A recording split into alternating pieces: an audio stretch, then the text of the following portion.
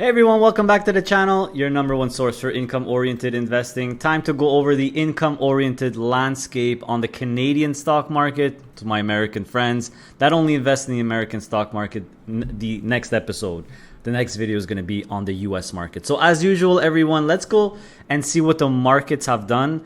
More specifically, the North American markets have done in the last month. And then we'll go over the income-oriented landscape. We'll cover what I feel are the most important covered call income-oriented funds listed in Canada. Of course, as usual, focus more on the diversified and index-based ones, right? The ones that should, in my opinion, make up the core foundation of your portfolio. Of course, sector-based covered call ETFs are great as well. Just know that, and single stock ones as well. Just know that you have more risk with those, right? So let's go through it. So in the last month, and by the way, for the record, I'm filming this video on February the 10th, which is a pretty good day for the stock market. But the stock market has been doing really well in the past month. You see here, TSX 60, which is kind of the S&P 500 of Canada here, up almost 4% in the last month.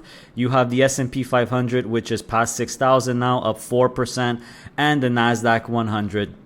The tech-heavy NASDAQ 100, of course, always does a little bit better in bull runs here because of the tech stocks are doing phenomenal, up a little bit more at 4.35% now. So absolutely phenomenal month. I know there was that 1 or 2 day scare with the Trump trade war tariff crap worries, but hopefully none of you watching have panic sold, and just bought more, and you'll be better off, right?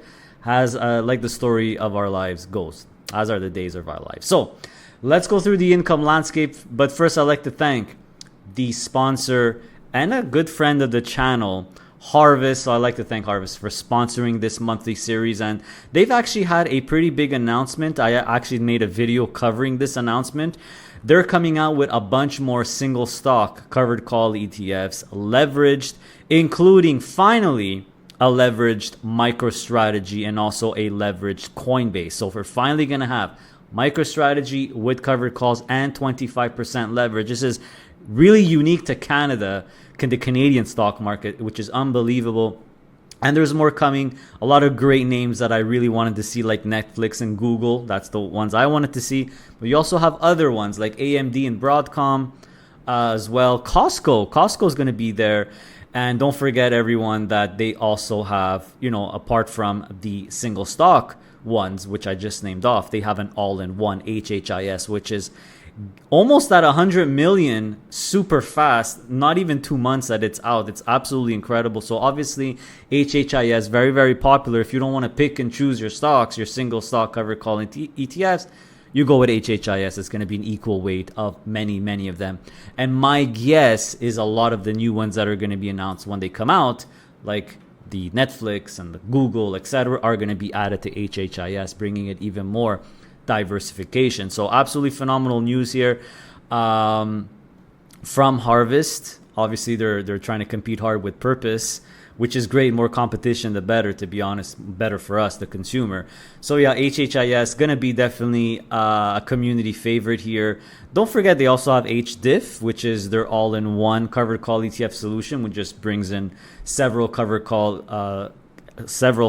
covered call ETFs in the fold altogether if you don't want to pick and choose your own ETFs as well. And then there's also HBIE if you really want a 60-40, 60 stock equity and 40% fixed income, all with covered calls, all with income. You also have HBIE, and both of these use 25% leverage. And remember, there's non-leverage versions for both of these, HBIG and HRIF. But of course, you know me, I would always get the leverage version. Moving on to Hamilton ETF. So no distribution increase here, still at 14.3 cents. I know some of you were expecting it maybe because USCL increased it, but HYLD did not. So a steady, approximately still 12% yield here. No changes with H-yield. HDIV, same thing, right? The OG, the original gangster here, still at 17.1 cents. And this is going to give you, of course, exposure to both the US and Canada with a particular focus on Canada. So no changes here. Moving on to the Global X, which starting in January, they declared new distribution amounts for some of their funds. So a very nice surprise for USCL. We've got an increase here from 23 cents to 25.5. So a pretty nice distribution jump. You see the yield is just over 12.5% here. This is the S&P 500 without Canadian currency hedging, whereas HYLD does Canadian currency hedging. So I've been getting a lot of questions and comments. Can you just do a HYLD versus USCL? What is the difference? So I'm going to do a video on that. I don't know when it's going to come out, but I'll try to do a video on that to point out really the differences between the two. There are some differences, but of course both really invest in kind of the S&P 500. USCL is pure S&P 500.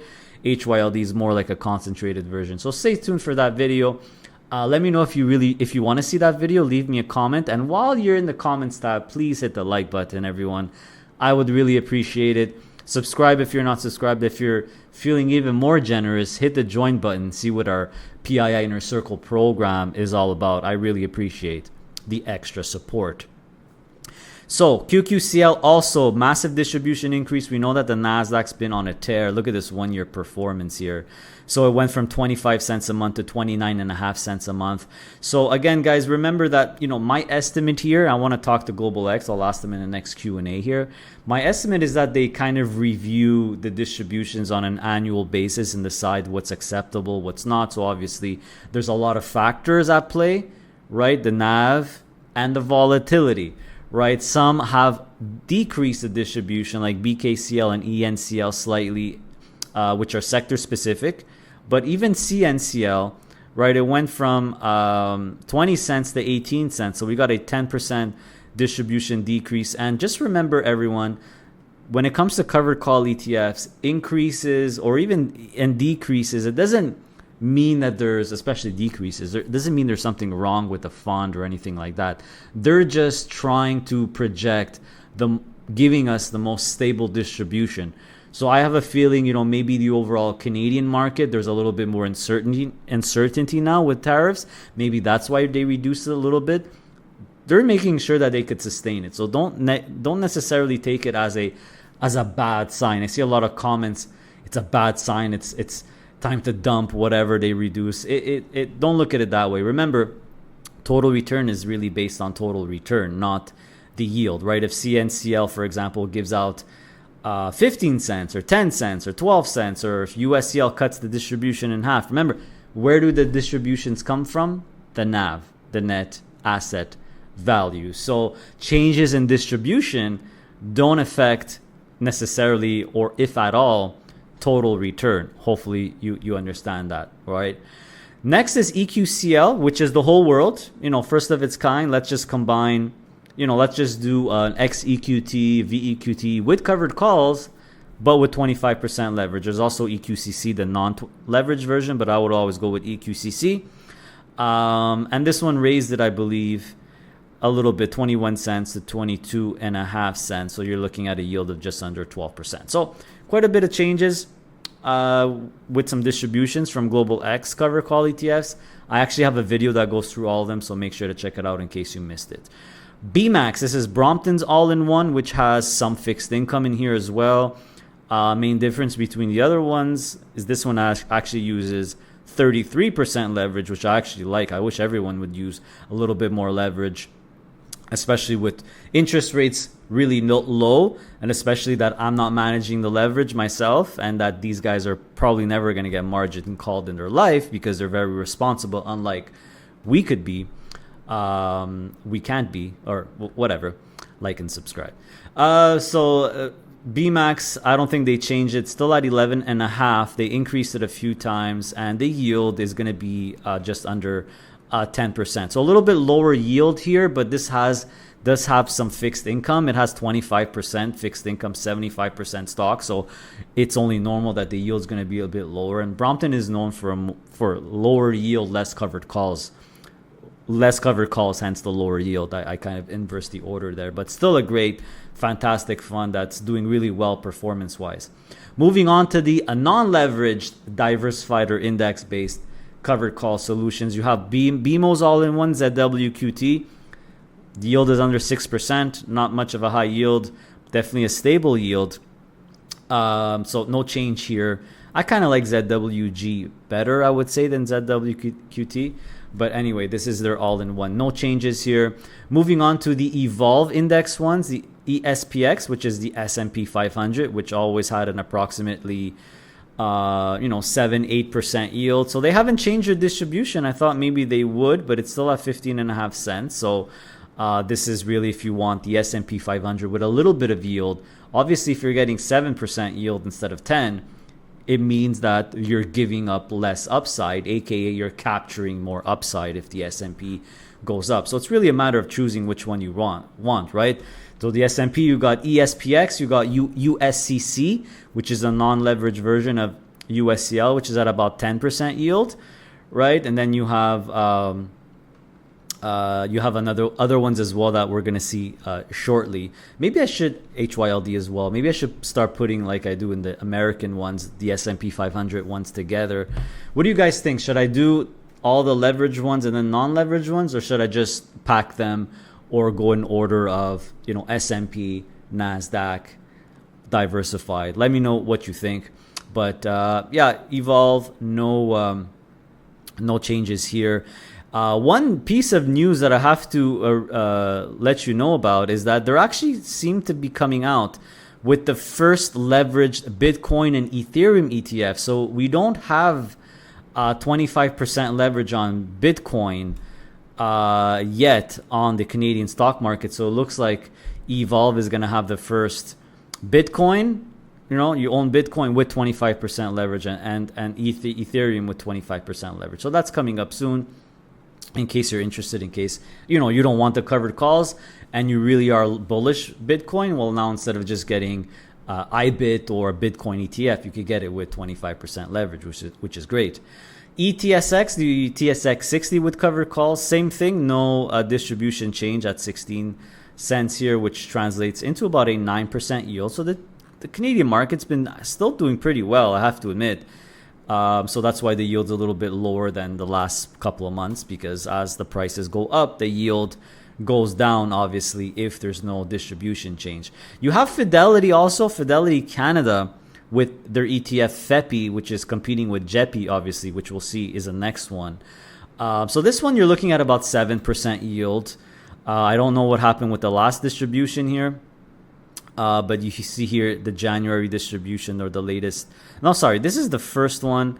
I got my order right. So 17, 18.5. So a little bit higher than the last month, which is great. But you're still looking at about a 7.5% yield here. And remember, this does a rinse and repeat. Very low management fee. Very nice low management fee. 2% out of the money. Essentially, every month they're writing a 2% out of the money call. So essentially, you're capturing up to 2% upside a month of the S&P 500. So this is probably, in terms of what we could compare it to, I would assume it does similar call writing level as ESPX. Even the management fee is similar. This one's 45. The Fidelity one is 40. But yeah, pretty good one if, again, you don't want to give up too much upside. You don't mind having a lower yield. Well, FEPI, ETSX could be a good one for you. There's also JEPI Canada. This is the JEPI listed on the TSX. So now if you're Canadian, you really like JEPI and JEPQ, you could buy JEPI and JEPQ on the Toronto Stock Exchange, so you don't have to worry about that 15% withholding tax if you're putting it in a TFSA or cash account. So obviously JP Morgan, right? It's a big, reliable name, the biggest bank, I believe, in North America. So JEPI, and the yield is not that high, actually. It's in the 5 to 6% range, which is what you could expect. Remember that JEPI is not the entire S&P 500. It's stock picking within. And JEPQ is same thing. It's not the entire NASDAQ 100, but it's stock picking within. But I think JEPQ is much closer to the NASDAQ 100, follows it much more closely than JEPI follows the S&P. So JEPQ, the yield, I believe is, the second distribution was, I know many of you were disappointed, but the latest one here at 29 cents is, I think, more in line. And what's the yield? I think it's about If you do 29 times 12, was it 29? Yeah, 29 times 12. Let's just do based on this price. Very high yield, 12.5%. So, of course, JEPU is always going to have a higher yield, guys, than JEPI because the NASDAQ is more volatile. Moving on, Invesco, the guys who manage QQQ, the NASDAQ 100 Index ETFs, they have their own S&P, but it's equal weight, which is pretty interesting. I would always prefer market cap weighted, but if you want equal weight, if you want... you don't want to have all your, most of your money in Apple, Microsoft, Nvidia, and Tesla, Google, and Amazon. If you want to spread it out more, EQLI is a pretty good alternative if that's what you want. The yield is pretty good. It's about 8% yield here. And then they have QQCI, which is their own NASDAQ 100. This is not equal weight. This is your classic NASDAQ 100. So obviously this one's competition is QQCC, which is a non-leveraged version of QQCL. But I just checked recently, and QQCC is still outperforming QQCI, even though QQCI has a discount and 0% management fee. It hasn't been out too long. Let's see here. How long has it been out? It's been out for over a year now. And QQCC, with a higher fee, is beating QQCI. So I got to give props to Global X. They're better at writing covered calls than Invesco is. So maybe Invesco should just stick with the managing the index. But anyway, you never know what could happen, right? Still gaining some good assets here, 50 million. But QQCC seems to be doing better. And last but definitely not least, in terms of the diversified funds where you could make your foundation, you have PDIV from Purpose. So this one is interesting because the yield is very high, and also because it's half Canada, half US. So I kind of think of this one as a non-leveraged version of HDIV, right? As a non-leveraged version of HDIV, and it actually has higher yield, I believe. But I would always go with the leverage version. I would always go with HDIV. And if I remember correctly, I actually did a video on this ETF, PDIV, and I showed that HDIV outperforms it by a lot. I think that's still the case. Moving on to Bitcoin, you have the Purpose Bitcoin Yield ETF, so covered calls on Bitcoin. And now you actually have, I didn't think to bring it up, but there's IBIT. If you just want Bitcoin, you don't have to get BTCC anymore from Purpose. You could get IBIT, the BlackRock IBIT ETF. It's listed in Canada as well with the same ticker, just like the JEPI and JEPQ with the same ticker. So if you want to get just straight up Bitcoin and you want to pay a lower fee than Purpose, you could get the IBIT now, which is out. And then, of course, they have their yield shares, which we know that they made an announcement that they have a bunch coming as well. They have a Costco one, Palantir, with just like Harvest came out with, but also other ones, JP Morgan, United Health. I would have really liked to see Harvest come out with the JP Morgan one.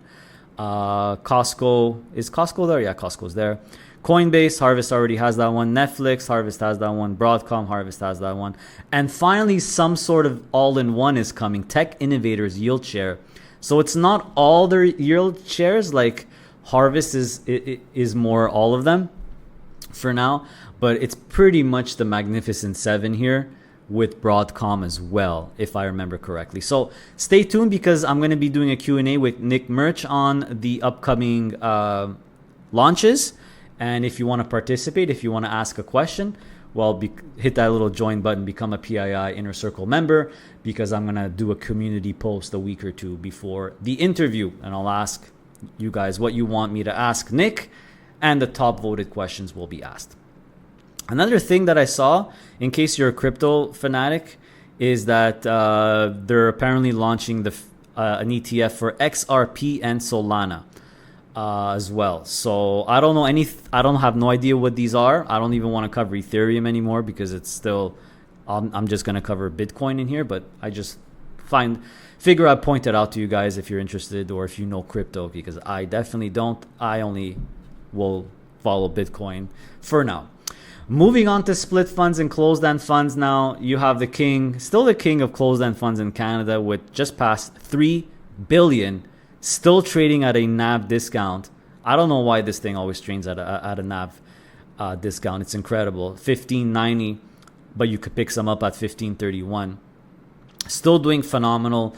10-year average return of over 12% on average in the last 10 years, which is absolutely incredible. And you have a mix of Canada and US here. These guys are stock pickers. Obviously, they're very, very, very good at stock picking. So Canoe EIT, because it's like half Canada, half US, I kind of think or compare it to something like HDIV or PDIV, right, where you have a more of a half-half mix between Canada and the US. So here's the Brompton split funds.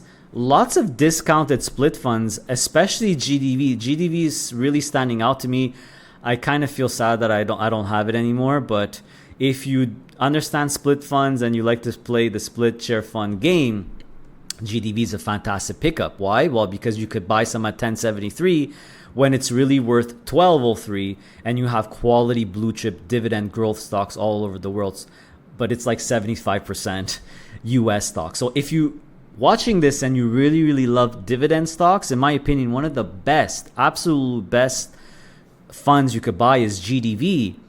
But they kind of have competition now with Harvest's new leverage dividend champions, where you could get dividend growth stocks just in Canada, dividend growth stocks in the US with these two, but they have leverage, 25% leverage version. So this is really what the market needed in terms of 25% leverage, because we have 25% leverage growth funds now by Global X. We have 25% leverage covered call ETFs by a lot of people.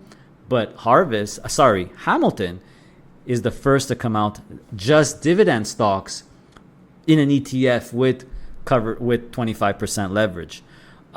So yeah, pretty solid competition here to GDV. Remember GDV is a split fund, so it has more leverage than 25%. But even out there's just a bunch of them that are on discount. LBS is on a discount, right? So you could go through the list, and if you're interested, every single Friday I do a weekly opportunity report where I tell you the discount or the premium of all the Brompton and Middlefield split funds. I don't cover the Quadravest ones because they don't update their NAVs often enough, so it's very hard to do, and the info is out of date. But the big story with Middlefield is RS. So as you guys know, in the last portfolio I unveiled that I no longer have RS for mostly tax purposes as a non-resident. One thing I noticed that was funny, the RS stock price is tanking, but the NAV is not really changing. It's staying in the high nines, which means this is the advantage or the positive and the downside of closed-end funds, of split funds. This is where an investor could come in and scoop up some really nice shares of RS. It's still at a premium, but you could see it's almost really close, where it used to be like 11 and a half. Now it's at 10, but the NAV hasn't really dropped, which means the value of the portfolio hasn't really dropped. So it definitely was an exaggerated sell-off, and that's just what happens with closed-end funds. So yeah, you got to be really aware of that. ENS is really trading at a big discount as well. Now you see that it's worth $16.41 with Enbridge skyrocketing. You could pick some up at $14.26. Same thing. So besides RS, the two Middlefield split funds are trading at big discounts. Another thing, I have an upcoming Q&A with Mr. John Mulvihill, where we're going to talk about SPFD. This is a very interesting ETF. It's basically very similar to the SPLT and Pref ETF from Brompton and Quadravest, where it mostly invests in the preferred shares of a split fund. So it could be great for cash parking, but it has 50% leverage, not 25%. 50%. So I'm going to talk to John Mulvihill all about this fund. I think it's a fantastic idea because you essentially have an option to park cash and get like 10% yield, and it's pretty safe, right? Pretty low volatility. So I'm going to ask him all about it, see how the hell he was able to get 50% leverage, which is great. So again, if I'll ask you guys the questions you have. I'll let you be able to ask the questions if you're an Inner Circle member. So hit the join button if you're interested. So that's it for the overview. That's it for the income overview in Canada. And I know I don't really go over too much the sector specific ones, but guys, if I do that, I'm going to be here for all day, and the video is going to be an hour and I'll be out of breath. So I appreciate your watching. In terms of undervalued sectors, it's getting really hard for me to tell. I guess you could say utilities and real estate are still undervalued, right? So obviously, you know that RS is my top pick for real estate. But if you don't want to deal with the split fund structure, there's always RMAX as well. RMAX is cool because it's half Canada, half US, I believe. Or is it half? Yeah, it's about half-half. So this is an option as well. Remember, RMAX, there's a little bit of it in HDIV and HYLD. But yeah, it's hard to tell. Utilities maybe could be undervalued. So there's, there's Utes from Evolve, of course. There's UMAX.